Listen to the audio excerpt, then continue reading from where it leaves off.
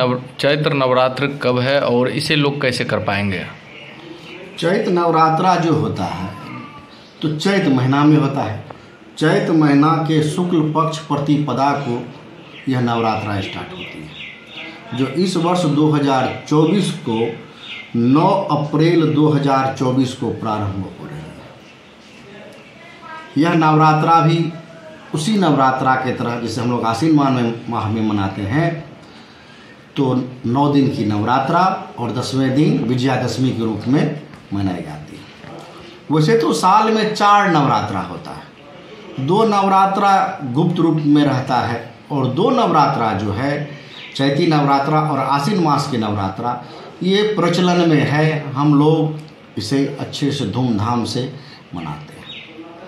जहाँ तक इसके करने की बात है कि यह 9 तारीख 2024 को ही इसका कलस्थापन होगा। हमने कहा कि चैत्र मास शुक्ल पक्ष प्रतिपदा को यह होता है। प्रतिपदा जो है वह 8 तारीख को रात्रि 12 बजे के बाद ही प्रारंभ हो जाती है और 9 तारीख को यह लगभग 9:52 तक रहेगा। कहता है जिसका उदय उसका अस्त। मिथिला पंचांग के अनुसार यह टाइम वेरी कर सकता है। जैसे हमने कहा कि 9 तारीख को 9:52 तक प्रतिपदा है, तो हो सकता है काशी पंचांग में, मिथिला पंचांग में, क्या कहते हैं बनारसी पंचांग में इसका समय अलग अलग हो सकता है, क्योंकि अलग अलग जगह का लंगीट्यूड लैटीट्यूड के अनुसार उसे बनाया जाता है।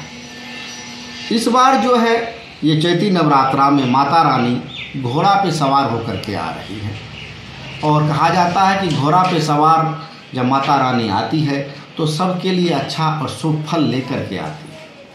और यह जो नवरात्रा है अगर हम सभी लोग मिल के करते हैं तो इस नवरात्रा का प्रारंभ मंगलवार को हुआ है, तो हम सब के लिए यह नवरात्रा शुभ फल लेकर के आएगा और हर मनोकामना पूर्ण करेगा। इसके साथ साथ 9 तारीख को जो कलस्थापन का जो समय है, शुभ मुहूर्त जो है, यह सुबह 6 बजे से लेकर के 12:30 बजे तक अर्थात 12:50 तक शुभ मुहूर्त है। इस बीच में आप कलस्थापन कर सकते हैं। इसी बीच में कुछ ऐसे भी शुभ मुहूर्त हैं जिस मुहूर्त में अगर हम कलस्थापन करते हैं तो और अच्छा होगा। जैसे 8:19 सुबह के बाद सर्वार्थ सिद्धि योग स्टार्ट हो जाता है, जो कि पूरे दिन रहेगा। इसके बाद भी एक और शुभ मुहूर्त है जो 11:50 से 12:50 तक रहेगा, जिसको कहते हैं अभिजीत मुहूर्त। ये 2 मुहूर्त में कलस्थापन अच्छा माना जाता है। वैसे तो सुबह 6 बजे से लेकर के दोपहर 12:50 तक शुभ मुहूर्त है। एक चीज़ और इसमें मैं कहना चाहूँगा कि इस दिन 9 तारीख को 8:54 तक भदवा है, इसकी समाप्ति भी हो रही है। उसी दिन भदवा की समाप्ति भी, जिस दिन कलस्थापन होगी, जिस दिन कलस्थापन है, तो 8:54 के बाद भदवा का समाप्ति होगा। कहने करते कि 9 बजे के बाद भदवा का समाप्ति होगा, तो 8:54 के बाद जो कलस्थापन होगी तो हमको सर्वार्थ सिद्धि योग भी पकड़ा जाएगा। इसके बाद जब होती है तो अभिजीत मुहूर्त भी पकड़ा जाएगा। तो मेरे विचार से 9 बजे कलस्थापन किया जाए। 9 बजे से पहले सभी सामग्री का इंतजाम कर लीजिए। पूजा पाठ के लिए घर द्वार को साफ़ सुथरा कर लीजिए, बर्तन सबको साफ़ सुथरा कर लीजिए, फूल बेलपत्र तुलसी दुर्वा अगरबत्ती सबका इंतजाम कर लीजिए और 9 बजे लगभग कलस्थापन कर लीजिए। तो यह कलस्थापन हमारे लिए और आपके लिए सबके लिए मंगलदायी होगी। लक्ष्मी की प्राप्ति होगी, सभी कष्ट का क्या कहते हैं समाधान होगा, सभी कष्ट हम लोगों से दूर भागेगा। अष्टमी कब होगी?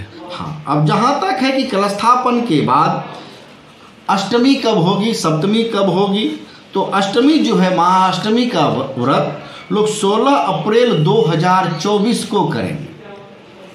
इसके बाद 17 अप्रैल 2024 को महानवमी की व्रत होगी। जो अष्टमी का व्रत करेंगे वो 17 तारीख को पारणा करेंगे। जो नवमी का व्रत करेंगे वो 17 तारीख को नवमी का व्रत करेंगे और 18 तारीख को प्रार्थना करेंगे। 18 अप्रैल 2024 को विजयादशमी भी मनाया जाएगा, क्योंकि इसी दशमी पर रहा है। अब इसके साथ जो कि नवमी का व्रत करेंगे तो वो 10वें दिन सुबह में प्रार्थना कर लेंगे। एक चीज और, 17 अप्रैल 2024 को माता का महानवमी का व्रत भी होगा और इस दिन रामनवमी भी है, अर्थात महानवमी का व्रत और रामनवमी एक साथ लोग मनाएंगे।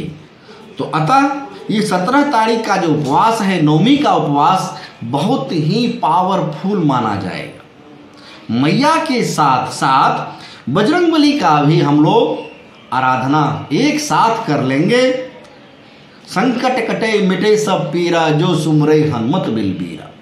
साथ साथ मैया का भी व्रत, सर्वा बाधा प्रसन्नं त्रैलोक्येशाखिलेश्वरी एवमेव त्वया कार्यम अस्मद् वैरी विनाशनम।